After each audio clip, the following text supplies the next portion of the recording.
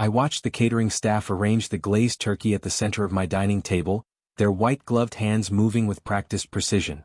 The aroma of sage and rosemary filled the air, mingling with the scent of fresh flowers arranged in crystal vases. Everything looked perfect, too perfect perhaps. "Will there be anything else, Mr. Harrison?" the head chef asked, adjusting his tall white hat. "No, this is magnificent," I replied, trying to sound appreciative rather than uncomfortable. "Thank you." As they filed out of my home, I loosened my tie and glanced at my watch. 30 minutes until Sophia's family would arrive. 30 minutes until my peaceful home would be invaded by the people I'd been dreading to see for weeks. I never enjoyed flaunting my wealth, especially not to Sophia's family.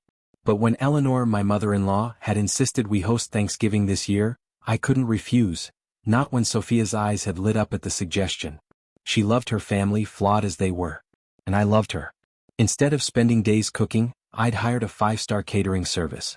The menu featured heritage turkey with cranberry orange compote, truffle mashed potatoes, and half a dozen other gourmet sides that cost more than most people spent on groceries in a month. Not that I would mention that. The doorbell rang and my stomach tightened. "They're here," Sophia called out, her heels clicking across the marble floor as she rushed to answer. Her dark hair bounced around her shoulders, her red dress accentuating her curves. She looked beautiful and excited. I took a deep breath and plastered on my most convincing smile. Eleanor entered first, her eyes immediately scanning our foyer, silently appraising everything from the chandelier to the imported rug beneath her feet. My, she said with a thin smile. "Someone's doing well for themselves." Henry, Sophia's father, grumbled something about the long drive as he hung up his coat. He barely acknowledged me with a nod. And then came Jacob, Sophia's brother, with that cocky smirk that made me want to reconsider my stance on violence. "Nice place, bro," he said, slapping my shoulder harder than necessary. "Guess pushing papers pays well, huh?" I bit back a retort. "Welcome. Dinner's ready whenever you are." The meal began pleasantly enough. Eleanor complimented the table setting. Henry commented on the wine. "Fancy stuff," he said with a tone I couldn't quite place. Sophia beamed, her hand occasionally squeezing mine beneath the table. But when Jacob realized we hadn't cooked anything ourselves, the jabs began. "Couldn't be bothered to cook, huh?" He chuckled, helping himself to a second serving of the turkey he was criticizing. "Must be nice to throw money at everything." "Jacob," Sophia warned. "What?" "I'm just saying. Some people take pride in actually making Thanksgiving dinner. Guess some are just too lazy." Eleanor chimed in, dabbing her mouth with a napkin. "The turkey is a bit dry, dear," she said to Sophia, while taking another large portion. "But I suppose it's fine for store-bought." Henry mumbled something about too fancy for regular folks, while helping himself to more truffle potatoes. I gripped my fork tighter, focusing on my breathing. Just get through this dinner, I told myself. Then the doorbell rang again. "I'll get it," I said, grateful for the excuse to leave the table. David, my financial advisor and friend, stood at the door with an apologetic smile and a folder in his hand. "Sorry to interrupt your Thanksgiving," he said quietly. "But that investment opportunity one mentioned? It's happening now. Needs your signature before markets open in Tokyo." I ushered him into my study, aware of the curious eyes following us. "How's the family dinner going?" David asked as I reviewed the documents. "About as well as expected," I muttered. "Sophia's brother thinks I'm lazy for hiring caterers, and her mother is complaining about the dry turkey while going for seconds." David winced in sympathy. "Family, huh? Well, if this deal goes through, you'll have plenty to be thankful for." He glanced at the dining room.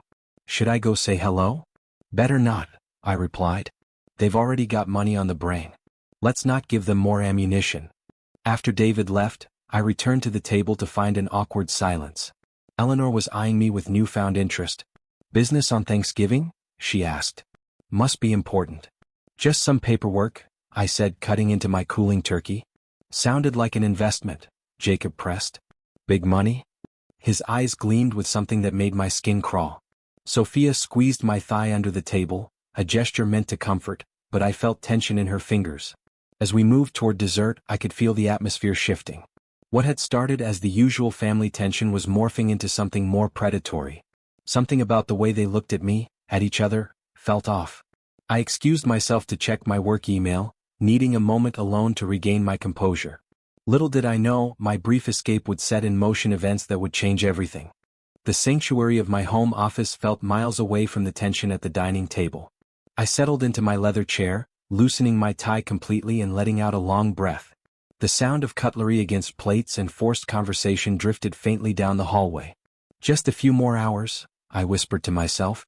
I woke my laptop from sleep mode, not really intending to check work emails as I'd claimed. Instead, I opened my trading platform to check on an international stock deal I'd been monitoring. The numbers glowed back at me, up 12% since morning. I allowed myself a small smile of satisfaction. My phone vibrated. Tokyo calling. I hesitated but answered on the third ring. Harrison speaking. Mr. Harrison, this is Tanaka. The Nikkei deal is complete. We've secured all terms as discussed. I sat up straighter. All of them? Even the secondary options? Yes, sir. The transfer is processing now. A clean $2 million profit, after expenses. My heart raced. This deal had been months in the making. Excellent work, Tanaka. Let's discuss next steps on Monday. As I hung up, the door to my office creaked open. Sophia stood there, phone charger in hand. Sorry to interrupt, she said. I just needed. Her voice trailed off as her eyes fixed on my laptop screen. I realized too late that I'd left my banking portal open, the one showing my primary investment account. The one with $12 million. Her eyes widened, darting from the screen to my face and back again. Before I could react, she snatched the laptop from my desk. Sophia, wait. But she was already backing toward the door, clutching my computer like evidence at a crime scene. Her face had gone pale, her lips parted in shock. $12 million? She whispered. You have $12 million? I moved toward her slowly. Sophia, let me explain. Explain what? That you've been lying to me? That we've been living comfortably but not extravagantly while you're sitting on this? She turned and fled down the hallway. I raced after her, my heart pounding against my ribs. By the time I reached the dining room, it was too late. He has $12 million, Sophia announced, turning my laptop around for everyone to see. $12 million that he never told me about. The room fell silent. Eleanor's fork clattered against her plate. Henry's eyebrows shot up so high they nearly disappeared into his hairline. Jacob leaned forward, his eyes gleaming with sudden interest. 12 million? Eleanor finally said, her voice higher than usual. And you're serving us catered food? Why aren't we eating gold-plated turkey? Jacob laughed, but there was no humor in it. Man, you've been holding out on us. Mr. Modest with his millions. I don't understand, Sophia said, her voice trembling. Why would you hide this from me? From your wife. I felt cornered, all eyes boring into me. It doesn't change anything, I said, trying to keep my voice steady. Money is just a tool, not a personality trait. I didn't want it to define our relationship. Define our relationship? Sophia repeated incredulously. We're married. What's yours is mine, what's mine is yours. That's how marriage works.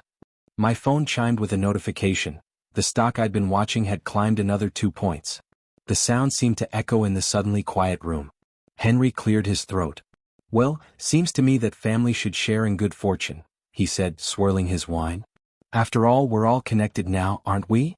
Eleanor nodded vigorously. Especially considering how we've welcomed you into our family.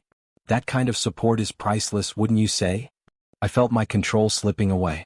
The predatory looks, the sudden interest, it was all so transparent now. Support? I repeated, struggling to keep my voice even. Is that what you call the constant criticism? The judgments? The backhanded compliments? Jacob smirked. Don't be so sensitive, bro. Family teases each other. It's what we do. I looked at Sophia, hoping to find my ally, my partner. Instead, her expression had transformed from shock to something harder, more calculating. It was as if a veil had been lifted, and I was seeing a side of her I'd never noticed before. How much more are you hiding? She asked quietly. I'm not hiding anything, I replied. I've worked hard for everything I have. I started with nothing, built my business from scratch. And never thought to share your success with your family? Eleanor interjected, her tone dripping with accusation. I felt my temper rising. I don't recall you offering to share when things were going well for you. Sophia placed the laptop on the table, where the number still glowed accusingly on the screen. This changes everything, she said. I looked around at their faces, eager, expectant, entitled, and something cold settled in my stomach. This wasn't about family. This wasn't about honesty. This was about money. My money. No, I said firmly. It changes nothing. Except perhaps how clearly I now see all of you. The temperature in the room seemed to drop 10 degrees. I could feel the situation spiraling beyond my control, and for the first time since they'd arrived, I wondered if this Thanksgiving dinner might be the beginning of the end. The silence that followed my declaration lasted only seconds before Eleanor leaned forward, her dessert fork abandoned beside her barely touched pumpkin pie.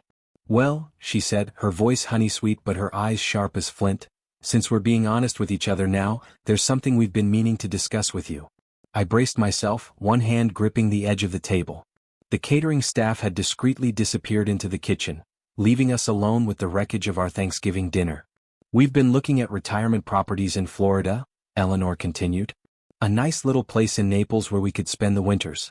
Nothing extravagant, just a modest 3-bedroom with a pool." Her eyes gleamed. "We deserve a place to rest after all our hard work, don't you think?" I stared at her, unable to believe what I was hearing. "And you're telling me this because?" "Well, now that we know about your situation," she gestured toward my laptop, "we thought perhaps you might want to help family. A little gift. Something around 1.5 million should cover it." Sophia shifted uncomfortably beside me but said nothing. The betrayal stung like salt in an open wound. "A gift," I repeated flatly. "For a house you want." Jacob laughed, his fingers tapping rapidly on his phone as he spoke. "Come on, man. It's not like you'd miss it. What's $1 million or $2 million when you're sitting on 12? Plus, I've got this amazing business opportunity, an app that's going to revolutionize the fitness industry." He looked up from his phone, eyes gleaming with ambition. $2 million in seed funding and I'll make us all rich. Well, richer. I noticed his thumbs still moving across his screen even as he spoke to me. Who was he texting so urgently? "You want me to give you $2 million? Just like that?" I asked, incredulous. "It's called being supportive," Jacob replied with a shrug. "Family supports each other." Henry, who had been quietly sipping his whiskey, finally spoke up. "Son, when Sophia married you, we embraced you as our own.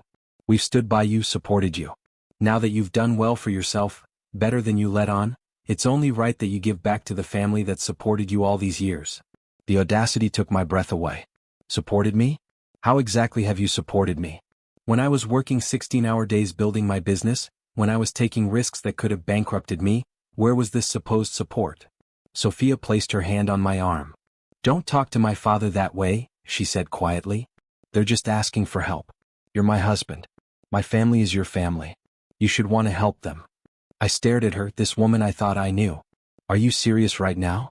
They find out I have money and immediately start making demands, and you're taking their side." Something flickered across Sophia's face. Guilt? Calculation? I couldn't tell, but I noticed her exchange a quick glance with Eleanor, a look loaded with meaning I couldn't decipher. The realization hit me like a physical blow. There was something going on here, some prior conversation or agreement I wasn't privy to. "How long have you known?" I asked Sophia, my voice dropping to a whisper. "Known what?" she replied too quickly, not meeting my eyes. "About my money. Or that I might have money. Have you been discussing this with them behind my back?" "Don't be ridiculous," she said, but her cheeks flushed pink. Eleanor cleared her throat. "The point is we're family. And family takes care of each other. Your money could do so much good for all of us." "All of you," I repeated. "Not me. Not us. All of you." "Well, you clearly don't need it," Jacob said with a dismissive wave. "Look at this place. You're doing fine. But Mom and Dad are getting older. They could use a break. And I've got dreams, man. Big dreams that need capital." The room felt smaller suddenly, as if the walls were closing in. I'd invited these people into my home, shared my table with them, and now they were circling like vultures, eyeing my success as if it were carrion to be picked clean. "I worked for every penny I have," I said slowly, measuring each word. "I took risks. I sacrificed. I built something from nothing. And I'm supposed to just hand it over because you want it?" "Need it," Eleanor corrected. "There's a difference." Sophia squeezed my arm. "Please just consider it. They're not asking for everything. Just help." I looked into her eyes, searching for the woman I fell in love with, but all I saw was a stranger calculating what my wealth could do for her family. Had she always been this way? Had I been blind to it, or had the revelation of my fortune transformed her into someone I didn't recognize? The weight of their expectations pressed down on me like a physical force. I felt trapped in my own home, cornered by people who saw me not as a person but as a resource to be exploited. And somehow I knew this was only the beginning. The tension around the table was suffocating. Eleanor's eyes gleamed with barely concealed greed. Jacob's fingers continued their incessant tapping on his phone. Henry stared at me expectantly, as if waiting for me to open my checkbook on the spot. And Sophia, my wife, my partner, had become a stranger before my eyes. Something inside me snapped. Years of restraint and politeness crumbled away, and I decided it was time for some truth. Actually, I said, my voice cutting through the loaded silence, there's something all of you should know. Sophia tensed beside me. What are you talking about? I took a deep breath. I've already been supporting your parents financially for years. The shock on her face seemed genuine. What? $7,000? I continued, looking directly at Henry and Eleanor. Every month. For the past 5 years. That's $84,000 annually that I've been transferring into your account. Eleanor's mouth opened and closed like a fish out of water. Henry's face darkened, but I noticed he didn't look surprised, just angry that I'd revealed the secret. Sophia turned to her parents. Is this true? You've been taking money from him without telling me? Henry cleared his throat. We didn't want to burden you with financial details, sweetheart. And besides, it was just a little help with investments. Investments. I laughed bitterly. That's what you told her? Your father hasn't made a successful investment in his life, Sophia. That money was for their living expenses. For their mortgage. For Jacob's failed business ventures. Jacob scoffed, setting down his phone for the first time. $7,000 a month? That's pocket change for someone like you. Practically nothing. I stared at him incredulously. Nothing? That's more than most people make in a month, Jacob. I've given your parents over $400,000, and you have the audacity to call it nothing? Eleanor finally recovered her voice. You should have told us it was you. We thought it was from Henry's investment portfolio. I turned to her, noticing that Henry was studying the contents of his glass with sudden interest. Really, Eleanor? Because Henry doesn't look surprised to me. Just annoyed that I've exposed your little secret. Sophia stood abruptly, her napkin falling to the floor. Why wouldn't you tell me you were supporting my parents? Why keep something like that from me? For the same reason I didn't broadcast my net worth, I replied. I didn't want to be seen as a walking ATM. I wanted to help because I care about your family, not because I expected anything in return. But it's never enough, is it? I looked around at their faces. No matter how much I give, you'll always want more. I noticed Sophia's designer handbag sitting on the chair beside her. A piece of paper was sticking out of it, legal letterhead. Something compelled me to reach for it. What are you doing? Sophia grabbed for the bag, but I was faster. The paper was a consultation note from a divorce attorney, with bullet points about marital assets and financial discovery. The date on it was from 3 weeks ago. I held it up. Planning something, Sophia? The color drained from her face. Eleanor shot her a look of pure fury, not at the betrayal of me but at being caught in their scheme. It's not what you think, Sophia stammered. It was just a consultation. For information. Information about how to get access to my money in a divorce? I asked, my voice dangerously quiet. Henry drained his whiskey glass. Now, son, don't jump to conclusions. In marriages, sometimes people need to understand their options. Their options, I repeated. For taking what isn't theirs. Jacob leaned back in his chair, a smirk playing on his lips. Can't blame a girl for being smart. If you'd been honest from the beginning, I'd what? Have given you all my money sooner? I shook my head. You know what's ironic? I've been sending those payments anonymously because I wanted to preserve your dignity, Henry. I didn't want you to feel like a charity case. And now I find out you've been plotting behind my back to get more. We appreciate what you've done, Henry said stiffly. But considering your means, it seems rather minimal. A wealthy man like you could do so much more for his family. I looked at Sophia, hoping to see some remorse, some recognition of how deeply this betrayal cut. Instead, she was staring at the consultation note in my hand, calculating how to minimize the damage. Sophia, I said softly, did you marry me for my money? Don't be ridiculous, she snapped. How could I? I didn't know about your money until tonight. But you suspected, I pressed. Didn't you? There were signs. The business calls. The meetings with investors. You've been waiting, watching, planning for this moment. That's not fair, she protested, but her eyes darted away from mine. I pulled out my phone, opened my banking app, and with a few taps, canceled the automatic monthly transfer to Henry and Eleanor's account. Sophia's eyes widened. What are you doing? What I should have done a long time ago, I replied. Setting boundaries. The notification of cancellation pinged on my phone, echoing in the stunned silence of the dining room. Eleanor's phone chimed with the notification at the exact same moment mine did. Her face contorted with rage as she stared at her screen. No, she shrieked, leaping to her feet. You can't do this. The catering staff peered anxiously from the kitchen doorway, obviously wondering if they should intervene. I waved them away with an apologetic glance. I just did, I replied, sliding my phone back into my pocket. Consider our financial relationship terminated. Jacob slammed his fist on the table, rattling the crystal glasses. You selfish bastard. He kicked his chair backward as he stood, sending it crashing to the floor. You think you can just cut them off? After everything this family has done for you? I noticed his phone light up with an incoming message. The name on the screen caught my eye, Mike Attorney. The preview of the text was brief but damning. Plan still on to squeeze this rich guy for every? I snatched his phone before he could react. Hey, what the hell do you think you're planning to squeeze me dry, Jacob? I asked, holding up his phone so everyone could see the message.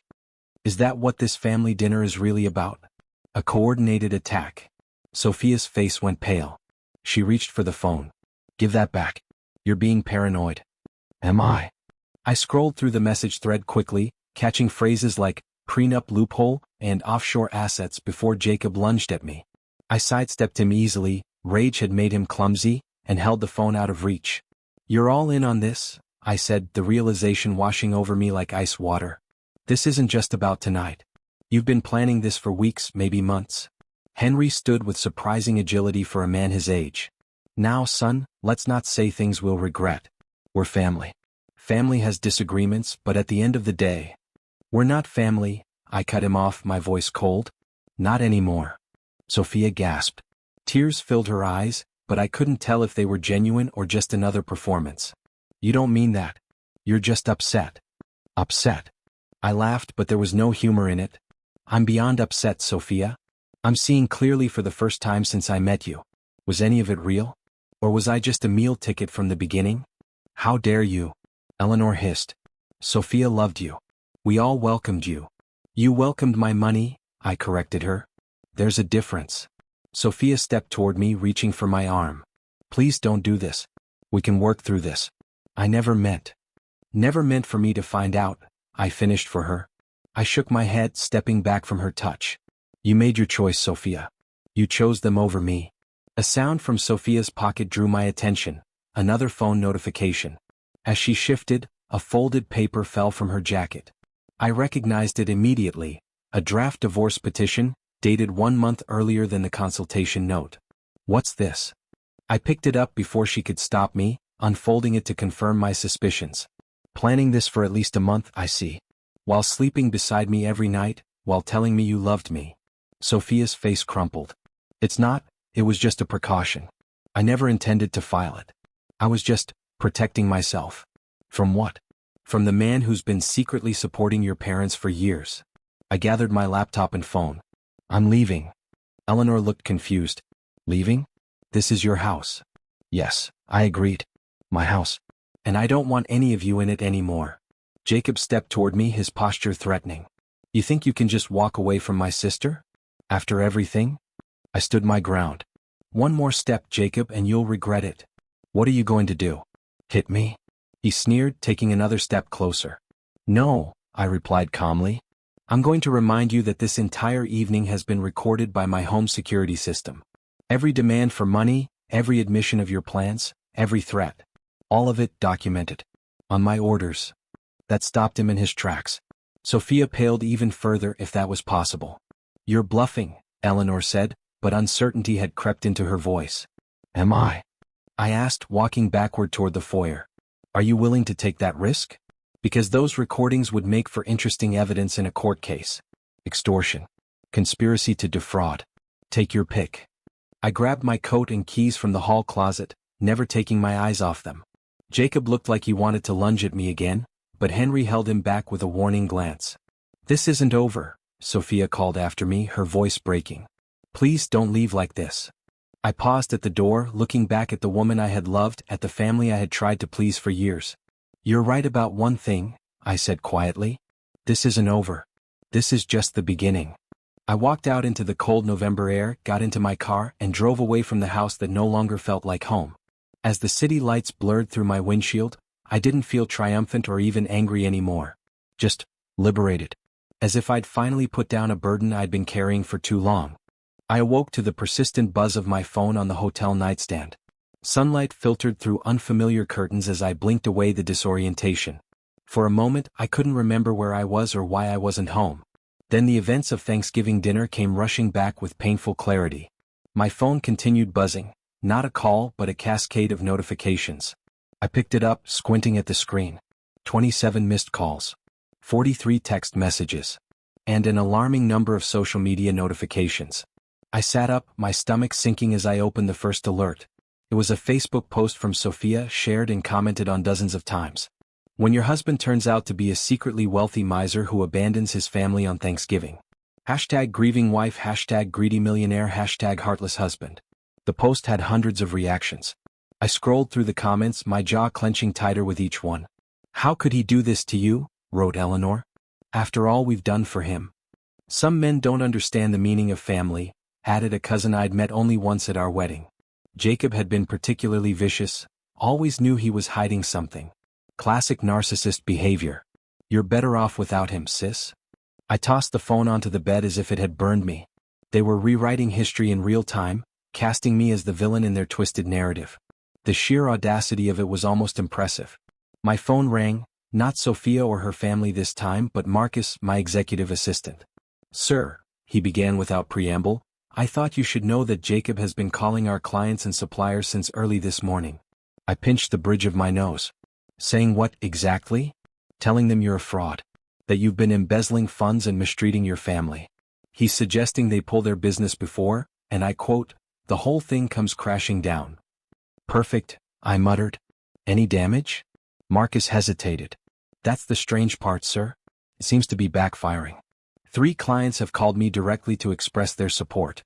Apparently, Mr. Lancaster from Apex Investments told Jacob that any man who wouldn't let his in-laws walk all over him had his complete confidence. Despite everything, I found myself smiling. Lancaster always was a good judge of character. There's more, sir. 2 new clients have reached out this morning wanting to move their portfolios to our management. They cited your integrity as the reason. This was unexpected. Keep me posted on any developments, I told Marcus before hanging up. I was about to order room service when my phone buzzed with an unfamiliar number. Normally I'd ignore it, but something told me to answer. Harrison speaking. It's Rachel. The voice was tentative, almost a whisper. It took me a moment to place her, Sophia's college roommate and longtime friend. We'd never been close, and I couldn't remember the last time we'd spoken directly. Rachel? How did you get my number? That's not important right now. Her voice was tense. I need to meet with you. Today if possible. There are things you should know. 2 hours later, I sat across from Rachel in a quiet corner of a cafe downtown. She looked nervous, her eyes darting to the door every few minutes as if expecting Sophia to burst in. I've been friends with Sophia for 15 years, she began, clutching her coffee cup. But what they're doing to you, it's wrong. I can't stay silent. She pulled out her phone and showed me screenshots of a group chat between Sophia, Eleanor, and Jacob. The timestamps went back 3 months. 3 months of them planning how to access my assets and secure the family's future. Sophia told us you were secretive about finances, Rachel said. But she suspected you had money. Jacob convinced her to start looking into it more seriously after he ran into some financial trouble back in July. Financial trouble? I echoed. Rachel nodded. He owes some dangerous people a lot of money. Eleanor and Henry's retirement fund is nearly depleted. They made some bad investments. They've been pushing Sophia to find out exactly what you're worth for months.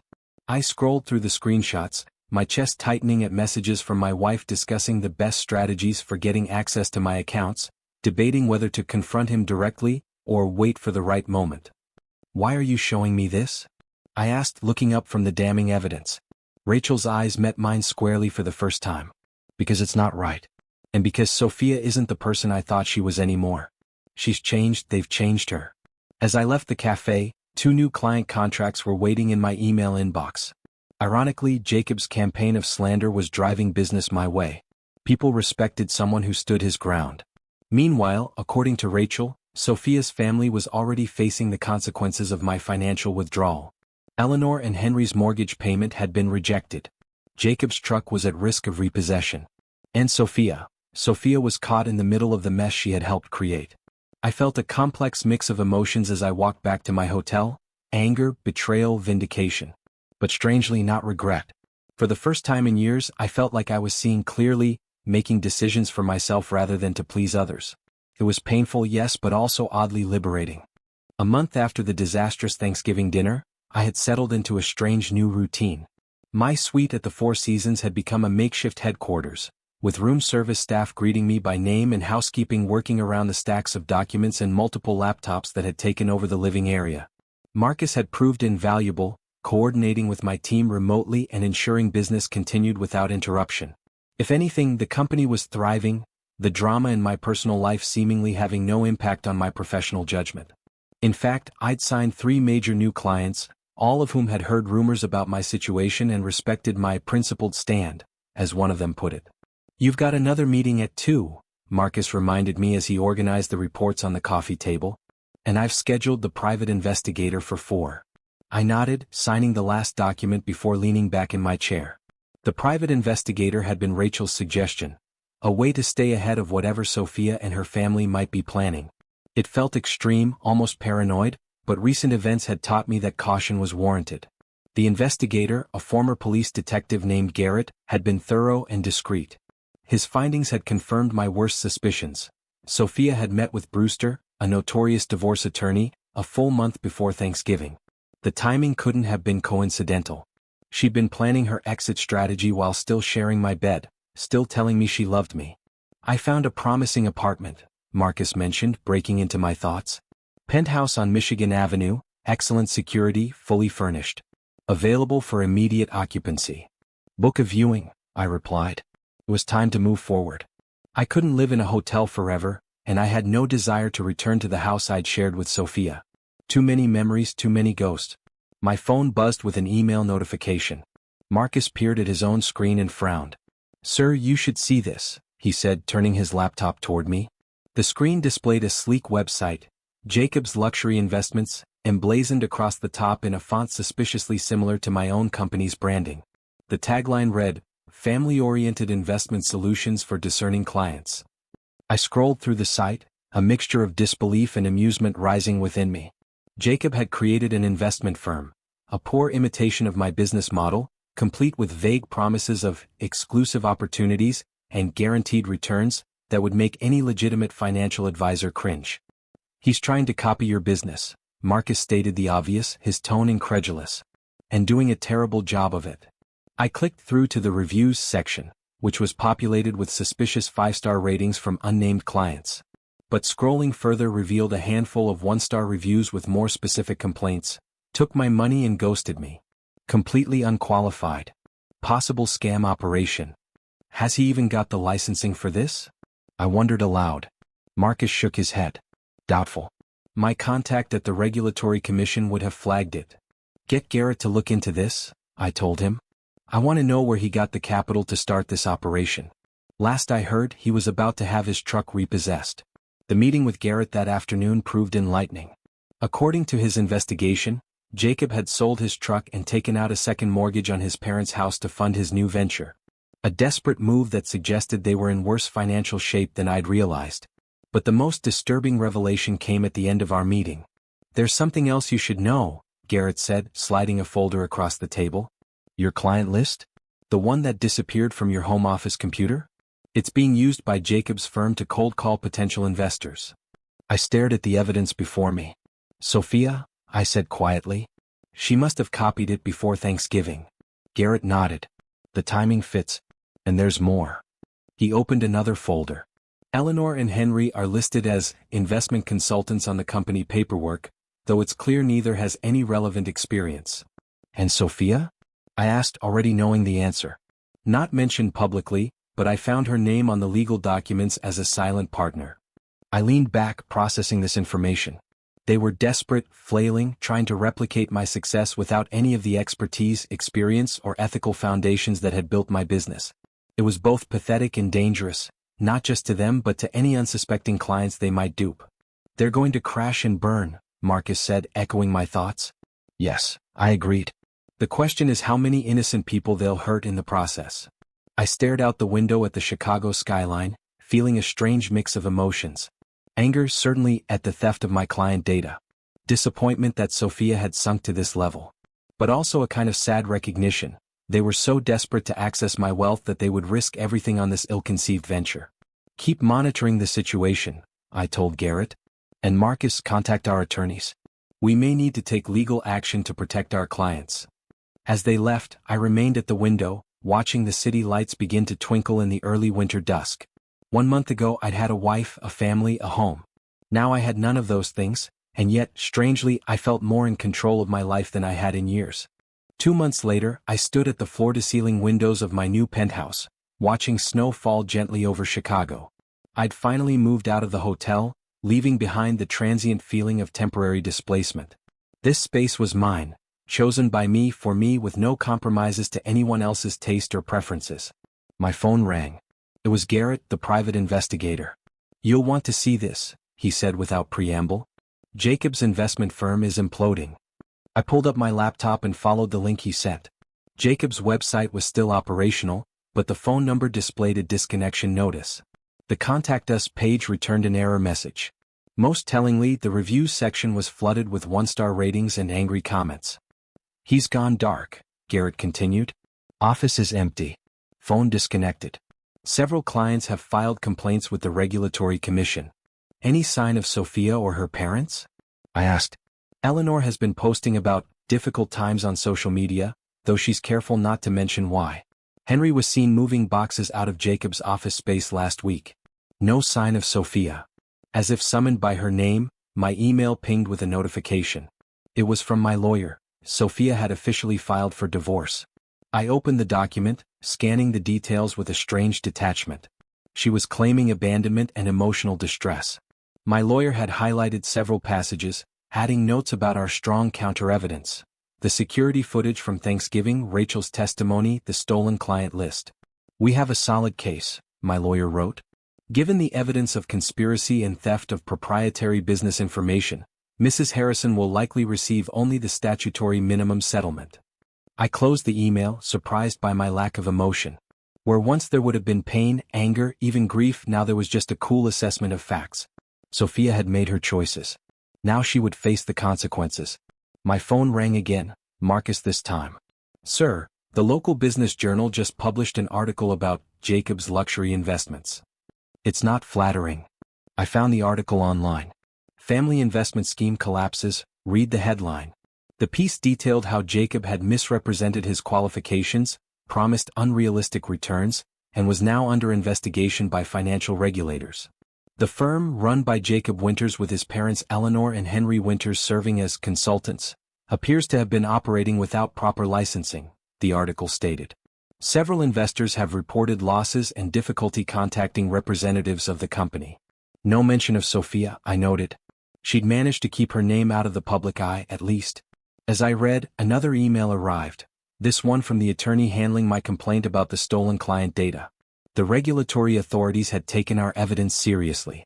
Jacob was facing potential charges for unfair business practices and misappropriation of proprietary information. The defendant's financial situation appears dire, my attorney wrote. His business assets are frozen, and there's a lien against the property used as collateral for his startup funding, his parents' home. I sat back in my chair taking it all in. They had gambled everything on a scheme to replicate my success without the years of education, experience and careful relationship building that had made it possible. And they had lost. My intercom buzzed. The front desk was calling. Mr. Harrison, there's a Sophia Harrison in the lobby asking to see you. She doesn't have an appointment. Should we send her up? I hesitated only briefly. No. Tell her I'm not available. Almost immediately my phone began to ring, Sophia's number displayed on the screen. I let it go to voicemail. Please, her voice sounded tired, desperate. Just talk to me. We can fix this. I made a mistake. I deleted the message without listening to the rest. Then another call came through and another. By the 6th call I picked up. Stop calling, Sophia. Wait, she cried. Please don't hang up. I know I messed up. I know what Jacob did was wrong. I had nothing to do with the client list, I swear. We both know that's a lie, I replied calmly. Your name is on the company documents. That was Jacob's idea. I never wanted. You never wanted to get caught, I interrupted. There's a difference. There was a long pause. I'm outside your building, she finally said, her voice smaller. Can I please come up? Just to talk. No, I said simply. We have nothing to discuss except through our attorneys. Goodbye, Sophia. As I ended the call, I noticed a familiar figure on the sidewalk below. Sophia, shoulders hunched against the cold, staring up at my building. Even from this distance, I could see the defeat in her posture. I'm sorry, I said to the empty room, and I was surprised to realize I meant it. Not sorry for my actions, but sorry that things had come to this. That the woman I had once loved had revealed herself to be someone I couldn't trust, couldn't respect, and ultimately couldn't remain with. I turned away from the window and returned to my desk. There was work to be done, a life to be rebuilt, and for the first time in months, I felt truly ready to move forward. The coldest days of winter had given way to spring's tentative warmth when my world once again collided with Sophia's. In the months since our separation, my business had not merely survived, it had flourished. The controversy, rather than damaging my reputation, had somehow enhanced it. Clients appreciated a financial advisor who wouldn't be manipulated, even by family. The divorce proceedings had gone entirely in my favor. The judge, after reviewing the evidence, including the Thanksgiving recordings, the stolen client list, and Rachel's testimony, had granted me a decisive victory. Sophia received only the bare minimum the law required, which amounted to a fraction of what she'd clearly been hoping for. My phone rang as I was reviewing the quarterly projections with Marcus. Sir, said the receptionist from the lobby, there's a situation downstairs. Sophia Harrison is here with her family. They're causing quite a scene. I exchanged a glance with Marcus, who raised an eyebrow. Security? Already on it, but they're insisting on seeing you. The gentleman, Jacob, I believe, is being particularly aggressive. I sighed. I'll be down in 5 minutes. When the elevator doors opened onto the lobby, I immediately spotted them. Sophia standing near the security desk, looking pale and thin, Jacob arguing loudly with the head of security, Eleanor and Henry hovering nearby, their faces lined with stress and anger. There he is. Jacob shouted when he saw me. The man who destroyed our family. Heads turned. I approached calmly, maintaining a professional demeanor despite the spectacle. I suggest you lower your voice, I said quietly. You're making a scene in my place of business. Sophia stepped forward. We need to talk, she said, her voice wavering. As a family. We're not family, I reminded her. Not anymore. I'm still your wife, she insisted. I allowed myself a small, humorless laugh. Legally for about 3 more days. Then the divorce is final. Eleanor pushed her way forward. After everything we've been through, you owe us the courtesy of a conversation. I owe you nothing, I replied, looking her directly in the eyes. In fact, it's quite the opposite. Jacob jabbed a finger toward my chest. You ruined us. Dad's heart condition is worse from the stress. We lost the house. My reputation is destroyed. You did that yourselves, I said, stepping back from his accusatory finger. You stole my client data. You launched a fraudulent business. You conspired to take what wasn't yours. We deserved more than you gave us. Jacob shouted. I felt a strange calm wash over me. And there it is. The truth, finally. I pulled out my phone and tapped the screen a few times. What are you doing? Sophia asked nervously. Something I should have done months ago. I played an audio recording, Sophia's voice speaking to Eleanor. He's completely clueless, Mom.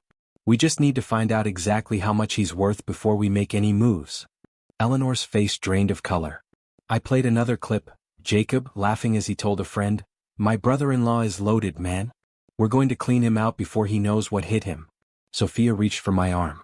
Where did you get those? I ignored her, playing one final recording, Henry's voice, slurred from alcohol. The man's a walking ATM.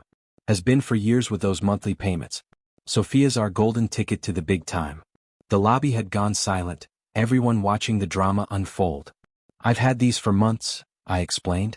Rachel wasn't the only one who could access your private conversations. Sophia's eyes widened. You were spying on us? Protecting myself, I corrected. And it's a good thing I did. I pulled out my phone again, opening my banking app. With a few taps, I removed Sophia from the last of our joint accounts and transferred the deed of our former home entirely into my name. What are you doing? Sophia asked, her voice rising in panic. Finalizing our separation. I looked up from my phone. You are officially cut off from every aspect of my life and finances. The house will be sold and I'll donate the proceeds to charity. I turned to leave, but Sophia grabbed my sleeve. Please, she sobbed, don't do this to me. For the first time, I really looked at her, this woman I had once loved beyond reason. Her designer clothes had been replaced by something off the rack. The diamond jewelry was gone. Her carefully maintained appearance had slipped, revealing the strain of recent months. I'm not doing anything to you, Sophia, I said gently, removing her hand from my arm. You did this to yourself when you chose greed over love, manipulation over honesty. Tears streamed down her face. I loved you. Part of me still does. No, I shook my head.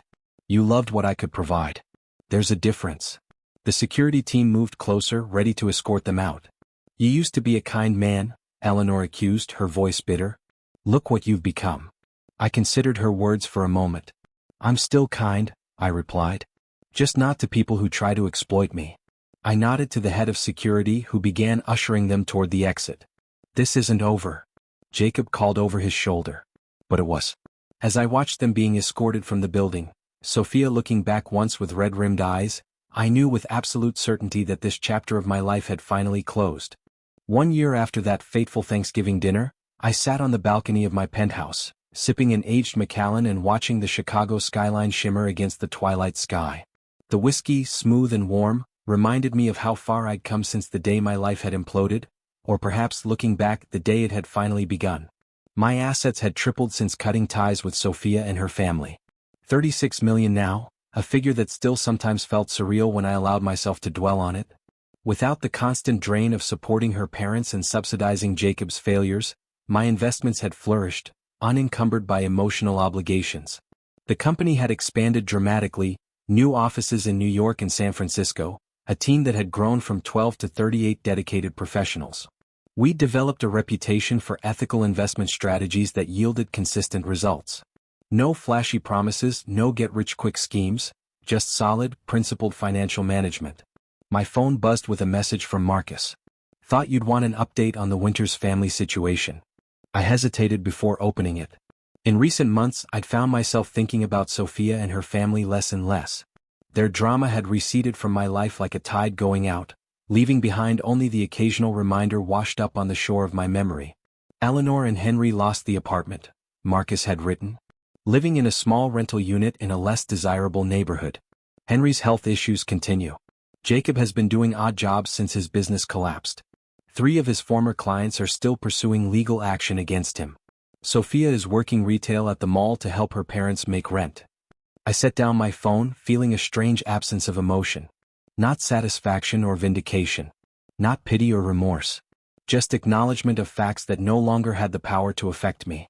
The business journal that had once reported on Jacob's failed venture had recently published a profile of me titled, Integrity in Finance, The Harrison Method. The piece had portrayed my story as one of resilience and unwavering professional ethics. My charitable foundation, which supported entrepreneurship programs in underprivileged communities, had received favorable mention. Rachel, who had been such an unexpected ally during the darkest days, had joined my firm as a partner 6 months ago. Her analytical skills and emotional intelligence had proven invaluable. Our relationship had evolved from wary acquaintances to trusted friends and colleagues. Sometimes I wondered if there might eventually be something more, but for now I was content with the easy camaraderie we shared. My phone chimed with a voicemail notification. Sophia's number. My thumb hovered over the delete button, but curiosity won out. It had been months since her last attempt to contact me. I saw your name in the business journal. Her voice sounded thin, distant. Looks like you're doing really well. I'm glad for you. I wanted to say I'm sorry. For everything. She paused and I heard her take a shaky breath. The truth is, it was never real. Not from the beginning. My family was in financial trouble when we met. Dad had made some terrible investments and Jacob had debts. They saw you as an opportunity. And I went along with it. My hand tightened around the glass. I didn't love you at first, she continued. It was just an arrangement. But then, I started to. That's why I hesitated so long before going through with their plan. Why I kept putting off the divorce filing. Part of me hoped we could just be normal, that I could forget why we got together in the first place. She laughed bitterly. Stupid, right? Anyway, that's all. I just wanted you to know. Not that it matters now. The message ended. I deleted it without a second thought. I walked to the edge of the balcony looking out over the city. In the past year I had lost much. A marriage, a home, the illusion of family. But I had gained more: freedom, self-respect, true friendships, and a clearer understanding of my own worth beyond the numbers in my bank account. The cool evening air washed over me as I finished my whiskey. Tomorrow would bring new clients, new challenges, new opportunities. My phone would not ring with demands or manipulations disguised as familial obligation. My decisions would be my own, made without the shadow of others' expectations. I set down my empty glass and turned away from the view, back toward the warmth of my home. For the first time in longer than I could remember, I felt completely unburdened, not just financially secure but emotionally free. The wounds had healed, leaving behind scars that had made me stronger, more discerning, more authentic. I had no regrets about the path I'd taken, the boundaries I'd established, or the life I was now creating on my own terms. I switched off my phone and stretched out on the sofa, content in the knowledge that tomorrow belonged entirely to me.